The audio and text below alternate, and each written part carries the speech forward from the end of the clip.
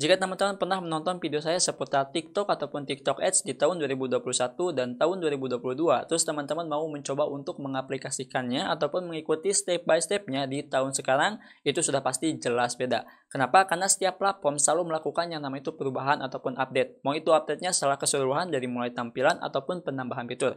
Jadi jangan heran kalau misalkan teman-teman mengikuti step by step di video saya yang sudah saya upload di tahun sebelumnya, terus diikuti di tahun sekarang. Itu bakalan beda tata letaknya ya, ataupun bakalan ada yang error juga. Nah, tapi nggak perlu khawatir karena di video kali ini saya ingin memberikan sebuah informasi. Informasi ini mungkin sangat berguna buat teman-teman yang sedang mengikuti step by step video yang sudah saya upload di tahun sebelumnya. Oke, tanpa banyak basa-basi, kita akan langsung saja mulai bahas untuk penambahan fitur ataupun informasinya.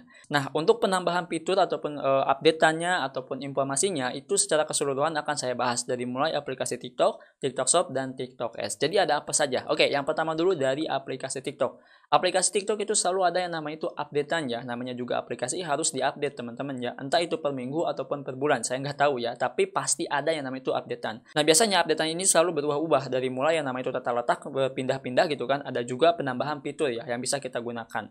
Nah salah satu fitur yang banyak sekali di TikTok, ada satu yang harus kita ketahui, yaitu fitur scan kode QR. Dan fitur ini sangat penting bagi kita sebagai penjual ataupun bagi kita sebagai afiliator. Kenapa bisa penting? Karena kalau misalkan kita mau jualan di TikTok, itu biasanya kita harus menautkan akun TikTok kita ke akun resmi yang ada di TikTok Shop Seller Center. Dan cara menautkannya itu harus menggunakan kode scan QR. Kalau misalkan nggak ada fitur itu, kita nggak bakalan bisa jualan teman-teman ya. Nah makanya agak sulit ya. Terus untuk afiliator itu nggak perlu harus pakai scan kode QR, kita juga udah bisa menggunakan ditautkan username-nya ya, udah bisa kayak gitu. Jadi emang agak sedikit enteng untuk afiliator. Nah, cuman yang menjadi pertanyaannya di sini yang ingin saya berikan informasinya, fitur scan kode QR ini tata letaknya suka berubah-ubah. Ya, yang pertama itu ada di bagian beranda kalau nggak salah teman-teman ya. Terus yang kedua itu ada di bagian pencarian. Jadi kalau misalkan kita masuk ke bagian tampilan TikTok, terus kita klik pencarian, itu bisa langsung muncul beberapa fitur. Nah, itu langsung muncul fitur scan kode QR-nya. Jadi kita tinggal klik terus kita langsung scan ya. Terus sekarang pindah lagi di bagian profil. Nah, di bagian profil ini ada di bagian pojok atas dengan logonya itu tambah ya, dengan logo tambah. Nah, di beberapa HP juga untuk fitur scan kode QR ini berubah-ubah. Yang pertama kalau misalkan yang saya tahu ya ada di bagian pojok kiri atas, dan yang satunya lagi yang baru saya tahu teman-teman ya ada di bagian pas bio. Jadi di bio itu ada di pinggir kirinya itu kalau nggak salah ada semacam tombol edit profil,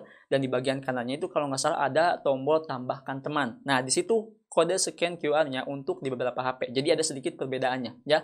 Nggak tahu itu kalau misalkan udah diupdate-nya nanti ataupun belum diupdate teman-teman ya, tapi bisa dicek dulu di bagian profil. Nah, untuk fitur scan kode QR ini itu semuanya ada di bagian profil. Jadi teman-teman itu jangan pergi ke bagian shop-nya ataupun jangan pergi ke bagian berandanya, hanya ada di bagian fitur profilnya saja. Ya, jadi jelas sampai sini. Untuk fitur scan kode QR itu selalu berubah-ubah tata letaknya ya. Jadi bisa diperhatikan. Nah, kalau misalkan teman-teman udah menemukan fitur scan kode QR, baru bisa di-scan kalau misalkan mau jualan di TikTok ya. Itu ya. Itu untuk poin yang pertama dari aplikasi TikTok. Kita masuk ke bagian yang kedua yaitu fitur TikTok Shop. Nah, karena ini adalah platform bukan aplikasi ya, meskipun udah ada aplikasinya teman-teman ya, tapi sepenuhnya diaksesnya itu menggunakan website. Artinya ini adalah platform teman-teman ya. Nah, di bagian TikTok Shop sebetulnya nggak ada perpindahan tata letak ya, cuman banyak sekali penambahan fitur dan kebijakan juga. Salah satu fitur yang sering ditambahkan di TikTok Shop di tahun kemarin itu adalah fitur analisis. Di bagian kumpas data itu banyak banget teman-teman ya, dan kita bisa gunakan. Dan sekarang udah bisa menggunakan iklan di bagian TikTok Shop. Nah, iklan ini sebetulnya berbeda dengan iklan TikTok Ads. Apa perbedaannya? Kalau misalkan kita menggunakan iklan yang ada di TikTok Shop, itu kita udah bisa membuka fitur yang namanya itu shop purchase. Nah, dulu itu lagi ramai ya masalah shop purchase itu. Yang dimana kalau misalkan kita mau membuka fitur itu harus pakai jasa. Sekarang nggak perlu teman-teman ya, kita tinggal masuk ke bagian TikTok Shop Seller Center, terus kita tinggal pilih iklan ataupun buat iklan di sana ya. Jadi kalau misalkan di bagian TikTok Ads-nya itu emang nggak ada. Jadi itu teman-teman ya untuk penambahannya. Selain penambahan fitur juga di TikTok Shop, ada juga penambahan yang namanya itu kebijakan. Dan ini sangat penting banget kita ketahui. Kalau misalkan kita nggak tahu tentang kebijakan yang terus diupdate oleh TikToknya tanpa ada pemberitahuan, maka di sini teman-teman itu harus berhati-hati dalam berjualan. Tujuan berhati-hati ini agar teman-teman itu nggak terlalu barbar lah kalau misalkan jualan gitu kan. FO seenaknya, itu seenaknya, begini seenaknya itu enggak ya. Tapi di sini teman-teman itu harus mematuhi kebijakan dari mulai cara upload gitu kan. Terus ulasannya harus kayak gimana. Sekarang kalau misalkan ulasannya itu kena aja gitu kan, banyak satu ataupun dua ulasan, itu bakalan ngaruhnya gede banget ya. Ngaruhnya itu bisa aja ke traffic ketika live streaming gitu kan, ke penjualan juga gitu kan. Pokoknya banyak teman-teman ya. Jadi di sini harus diperhatikan soal kebijakan di bagian TikTok Shop-nya. Nah, sampai sini mungkin udah paham teman-teman ya. Jadi secara guys kesimpulannya untuk TikTok Shop itu nggak ada perpindahan tata letak, tapi adanya penambahan fitur dan penambahan kebijakan ya.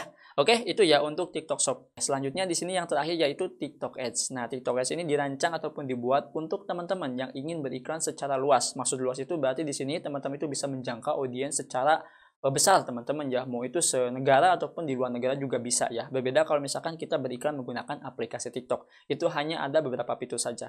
Nah, di sini kita akan coba bahas ada fitur terbaru di bagian TikTok Ads. Untuk tata letaknya sebetulnya nggak ada perubahan menurut saya ya, yang udah saya cek. Tapi di sini ada beberapa penambahan fitur dan satu fitur yang ditambahkan di sini sangat berguna banget. Apa fiturnya? Kita langsung saja mulai lihat. Oke, di bagian fitur TikTok Ads dulu itu ada 3 teman-teman ya, ada dashboard, ada kampanye dan ada aset. Nah, sekarang ada penambahan yang namanya itu laporan. Nah, laporan ini ada 4 fitur. Yang pertama laporan khusus, yang kedua wawasan tentang video, yang ketiga inspirasi materi iklan, dan yang keempat ini adalah wawasan audiens. Dan ini sangat cocok banget kalau misalkan teman-teman mau riset ya. Kita mau mengetahui audiens kita itu kayak gimana. Jadi di sini saya akan mencoba untuk membuka fitur terbaru yang ada di TikTok Ads ini. Yang pertama mungkin akan saya coba untuk wawasan tentang video. Nah, kalau misalkan wawasan tentang video ini biasanya kita ini udah iklan teman-teman ya, dan datanya itu bakalan muncul di sini. Jadi di sini kita bisa analisis dengan mudah ya. Kurang lebihnya itu seperti itu. Karena di sini akunnya akun baru, jadi di sini saya nggak ada datanya ya. Jadi mohon maaf banget teman-teman ya. Buat kalian yang udah pakai TikTok Ads mungkin bisa dicek terlebih dahulu. Oke. Nah, selanjutnya di sini teman-teman bisa melihat yang namanya itu inspirasi materi iklan. Nah, inspirasi materi iklan ini ada di bagian aset dulunya ya, tapi sekarang dipindahkan ke bagian sini. Ya ada perbedaan sedikit teman-teman ya. Yang dimana seperti yang sudah kita ketahui, kalau misalkan yang namanya itu inspirasi materi iklan, kita bisa melihat iklan luar negeri ataupun dalam negeri ya, bagaimana mereka itu membuat iklan.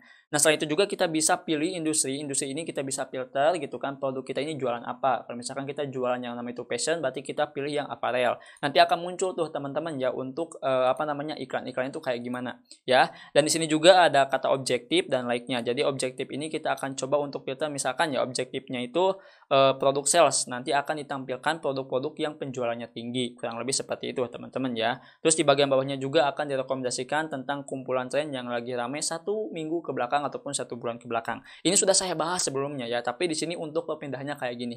Jadi buat teman-teman yang pengen riset tentang tren yang terbaru di TikTok gitu kan seperti apa, mulai hashtag sih biasanya, pakai hashtag ataupun hashtagnya seperti apa, teman-teman bisa pergi aja ke bagian laporan, terus pilih yang materi iklan. Nah, terus yang terakhir di sini ada wawasan audiens. Kita akan melihat bagaimana si audiens itu menyukai iklan ataupun seperti apa sih audiens di Indonesia itu tentang TikTok ya, ataupun minat mereka itu dengan produk yang ada di TikTok. Nah, kita bisa lihat dan kita bisa pilih Indonesia. Teman-teman bisa di-set aja di bagian sini ya.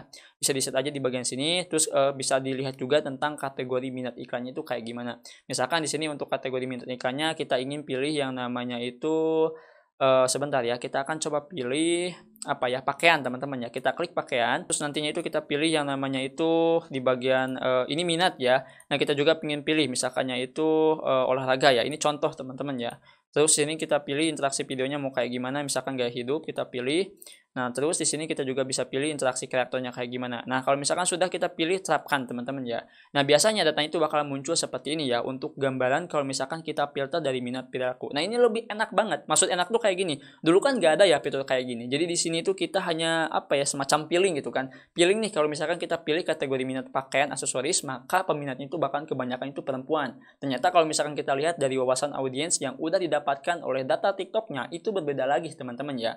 Nah, dari hasil filter yang sudah saya buat tadi secara secara random teman-temannya seperti ini, dan ini juga sebetulnya spesifik ya, cuman di sini saya hanya ingin mencontohkan saja, dan ini data yang muncul tuh ya, datanya yang muncul seperti ini. Jadi di sini 36% pria dan 63%-nya itu wanita teman-teman ya, dan di sini juga bisa teman-teman lihat tuh ya. Dan untuk usianya juga bakalan muncul. Untuk usianya itu kebanyakan di umur 18 sampai 34 tahunan ya, seperti ini. Ini untuk negara Indonesianya, dan ini untuk kota yang banyak sekali peminat dengan filteran seperti ini ya. Maksudnya itu filter minat tentang olahraga dan pakaian aksesoris ya. Itu seperti ini, dan di bagian bawahnya juga ada perangkat. Biasanya kalau misalnya kita ngiklan suka ada ya pemilihan perangkat. Kalau nggak salah ini iklannya itu di bagian website conversion teman-teman ya. Jadi bukan di bagian shop purchase.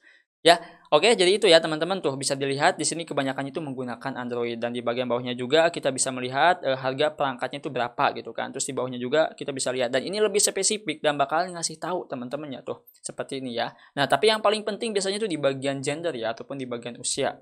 Nah, ini salah satu gambaran ataupun wawasan yang bisa kita gunakan untuk beriklan. Jadi teman-teman itu nggak harus pakai piling-piling lagi. Kita bisa menggunakan data yang ada di bagian fitur terbaru laporan ini ya, di bagian laporan dan di bagian wawasan audiens. Jadi, cara kerjanya untuk bisa mengetahui data yang ingin kita iklankan produk kita, teman-teman tinggal pilih aja di bagian minat, terus di apa namanya di filter ya, mana kebutuhannya. Terus teman-teman tinggal dicek aja ya.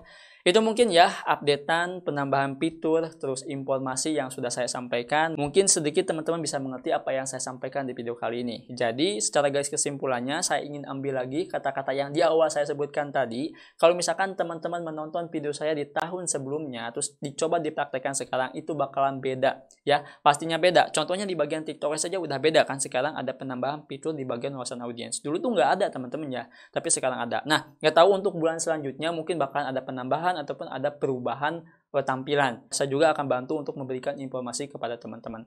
Oke, itu saja mungkin ya di video kali ini. Semoga bisa berguna dan bisa bermanfaat. Sampai jumpa di video selanjutnya dengan saya Adang. Wassalamualaikum warahmatullahi wabarakatuh.